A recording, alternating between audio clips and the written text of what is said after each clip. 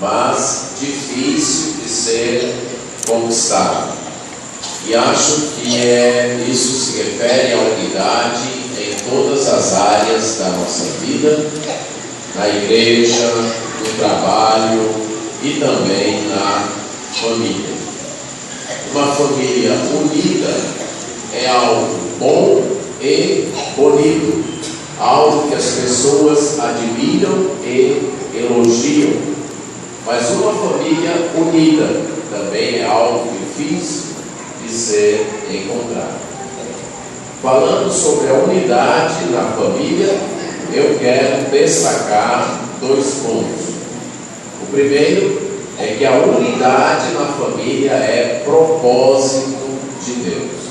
É o propósito de Deus que haja unidade na família. Vamos ler Mateus capítulo 19, verso 5.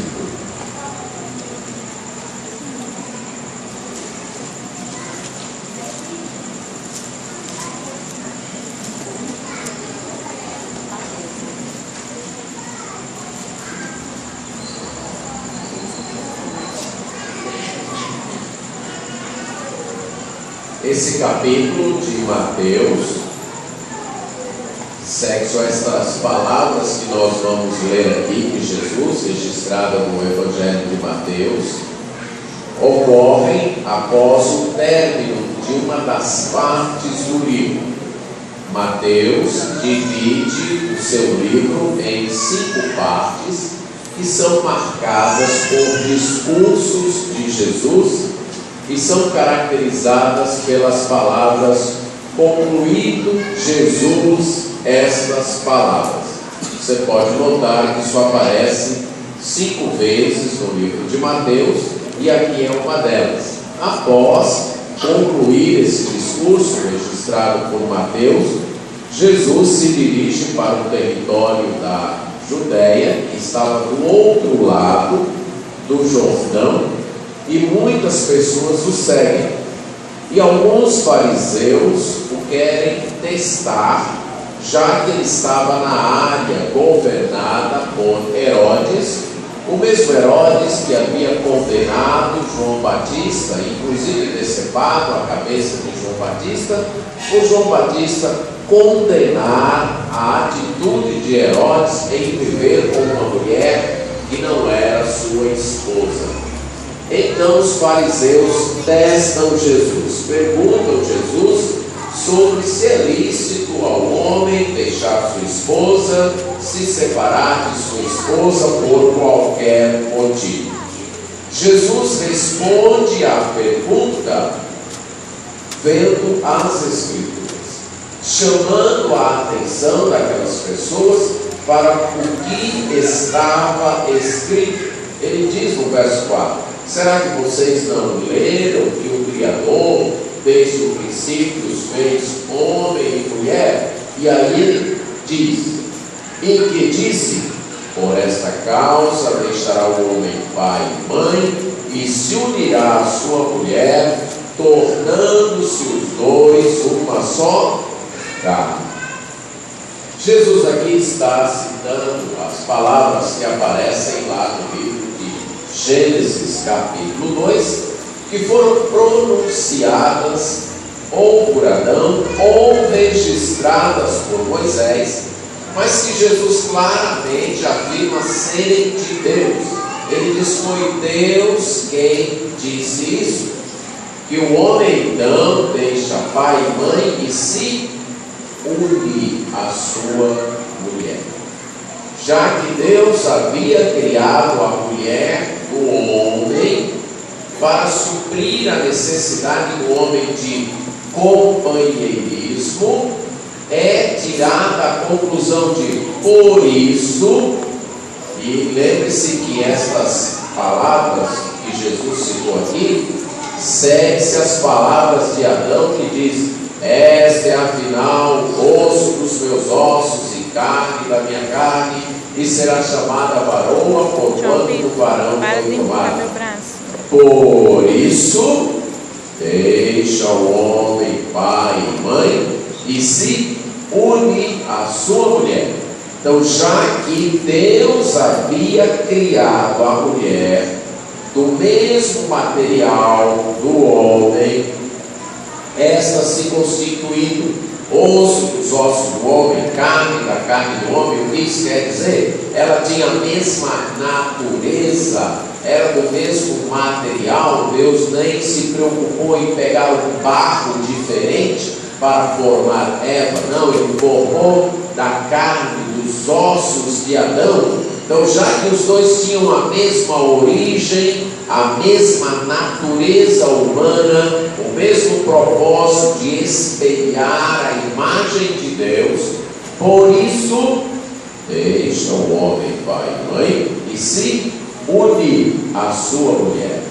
A palavra unir, como usada no Antigo Testamento, ela expressava tanto a unidade física, isso é, o ficar na companhia de, o ficar ao lado de, o fazer-se acompanhar de, como é utilizada sobre Labão, que saiu em perseguição a Jacó e o alcançou e se colocou ao lado dele. E aí é utilizada essa mesma palavra, e se uniu, quer dizer, chegou-se a ele.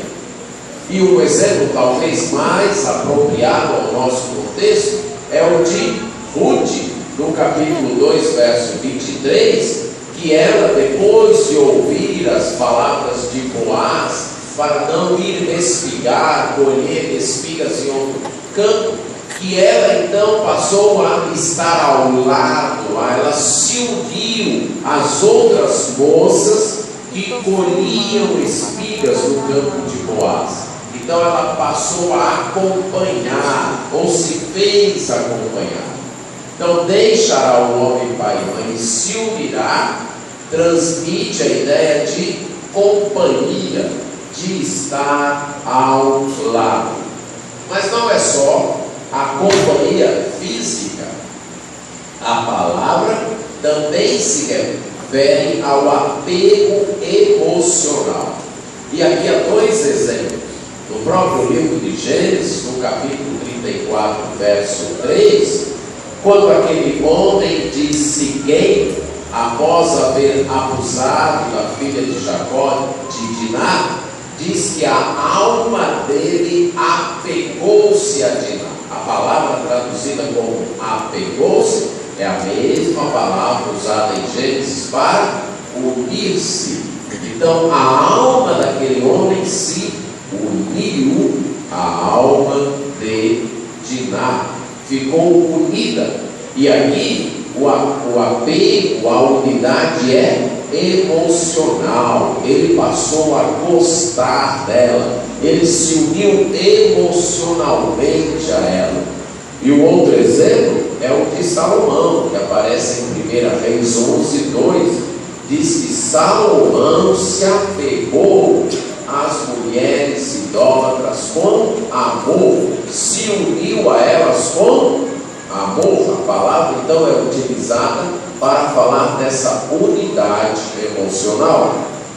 E nós então estamos tentando entender o que é a unidade lá de Gênesis. Esse homem deixa pai e mãe e se une. O que é essa unidade? Tem um componente físico de estar ao lado fisicamente, de se colocar ao lado, de fazer companhia. Mas não é uma companhia vazia. Ela tem também um lado emocional, um gostar, um amar, uma atração emocional, uma junção de almas, de coração. O homem se une também à sua esposa, se coloca ao lado dela por gostar dela, por amá-la. E há um terceiro uso da palavra, que é um vínculo de compromisso. E aí vai aparecer no livro de Números, no capítulo 36, versos 7 e 9, onde, pelo menos na versão que eu estou usando, a palavra foi traduzida como vincular-se. E a ideia é que cada geração estaria vinculada, unida à herança. Ela iria assumir o compromisso de não se desfazer da terra que herdou dos pais. Ela ficaria unida àquela terra, vinculada àquela terra. Ela assumiria este compromisso. Então a unidade aqui envolve também um compromisso. É um colocar-se ao lado fisicamente, de fazer-se acompanhar, que envolve um apego emocional, um gostar, um amar, mas que também é um compromisso. A pessoa se vincula, se liga através de um compromisso, através de uma promessa de não mais deixar. E o quarto uso, esse bem mais frequente, especialmente no livro de Deuteronômio, por exemplo, Deuteronômio 10, 20, mas aparece muito mais vezes, que fala do povo de Israel apegando-se a Deus. Ao Senhor teu Deus te apegarás. E a palavra apegar é a mesma palavra unir. Ao Senhor teu Deus te unirás. E a ideia ali é de lealdade. Você será leal, será fiel a Deus. Você, povo de Israel, não vai atrás de outros deuses. Você vai abandonar outros deuses e vai se apegar a Deus, vai ser fiel a Deus, vai se unir a Deus. E o outro exemplo dentro desse uso aqui é também Ruth, em Ruth 1,14, quando ela e Orfa chegam para Noemi e chorando, e dizem: nós vamos continuar com você. E aí Noemi diz: não, vocês podem ficar aqui, minhas filhas podem voltar para a casa dos pais de vocês, porque eu não tenho mais nada que oferecer a vocês. E aí diz que Orfa chorou e beijou Noemi e voltou, mas que Ruth apegou-se, uniu-se a Noemi. E aqui Ruth é leal. Ela diz: eu vou ficar com você, aconteça o que acontecer. Teu Deus será meu Deus, tua terra minha terra, onde você morreu, eu vou morrer também. Eu não vou te deixar.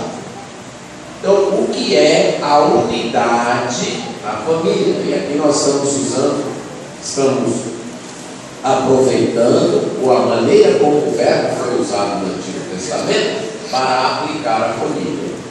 A unidade na família envolve o estar ao lado, a presença física, a companhia física, envolve o emocional, o amor, o gostar, envolve um compromisso e envolve lealdade, envolve fidelidade.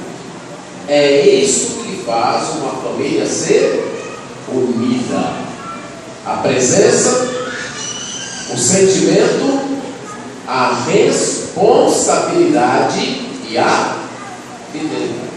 Tem que ter isso, certo?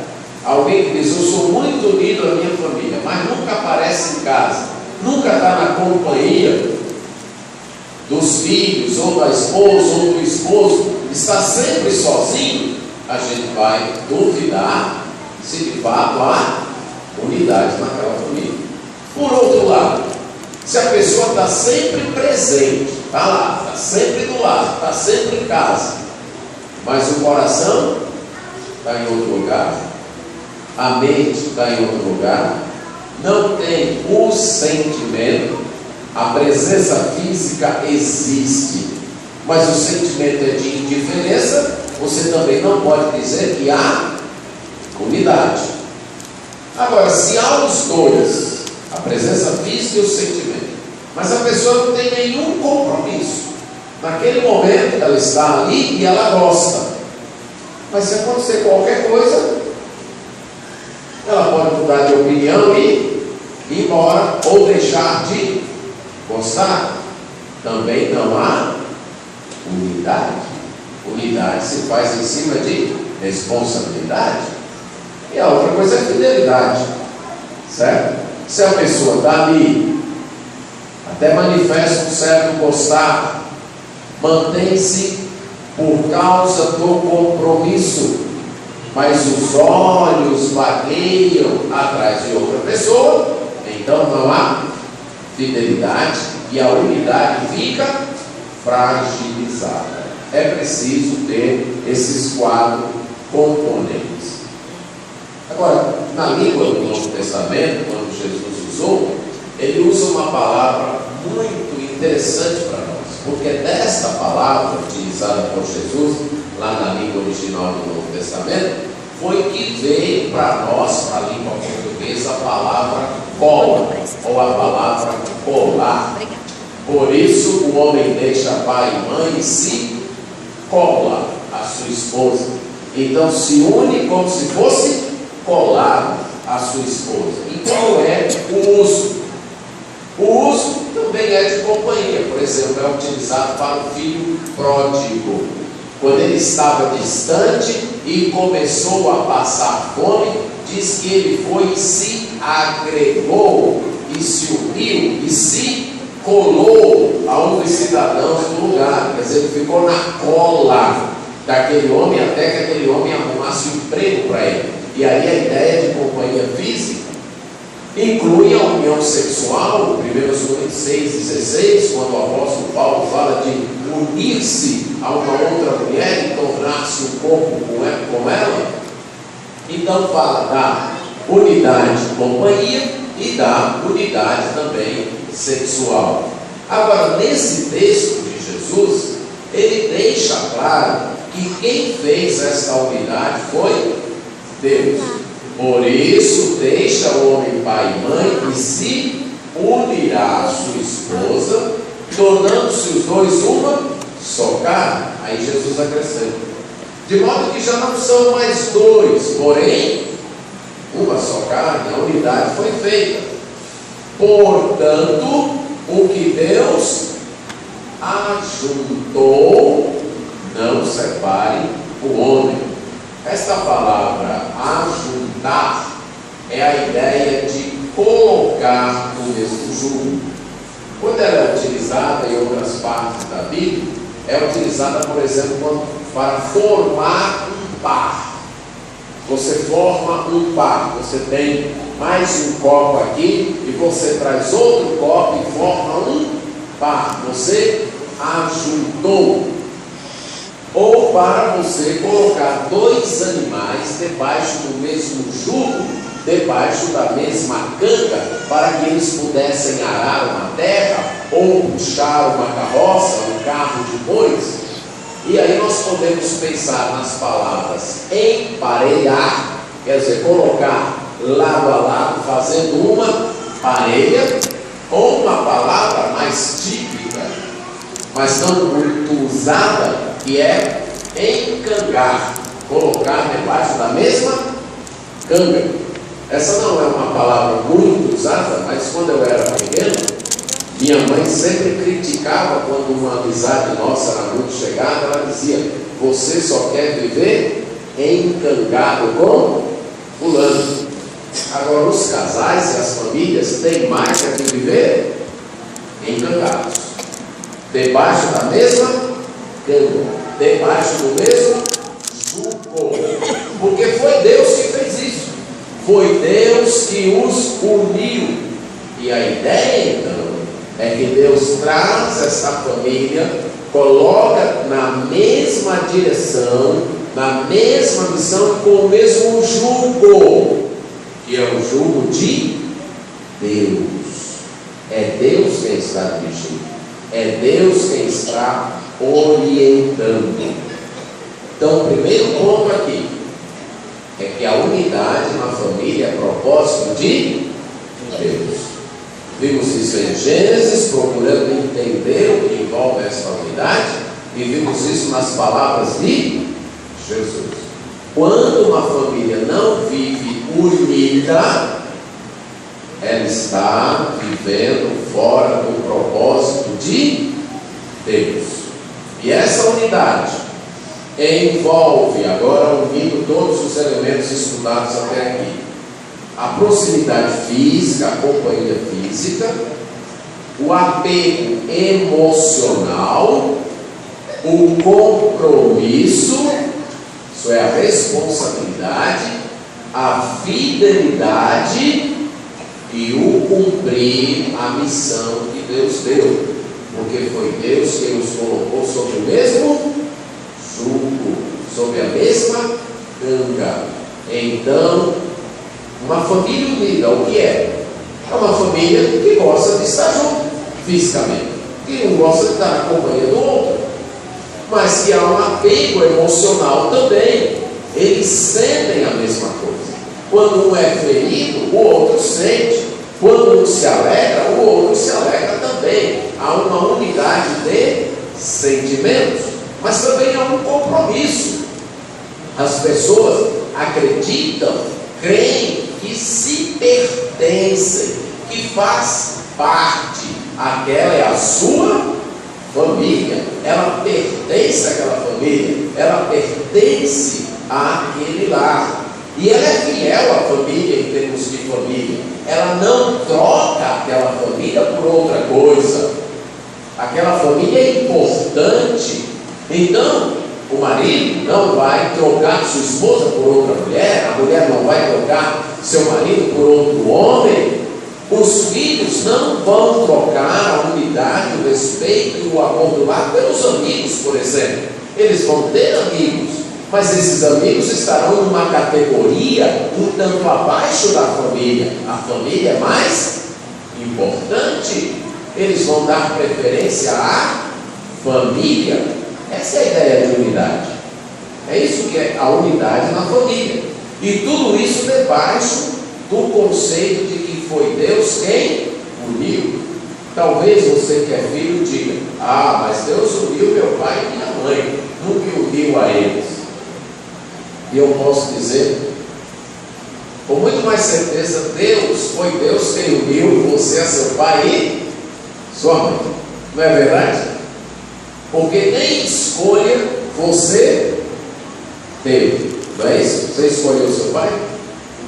Escolheu sua mãe? Não, então quem foi que escolheu para você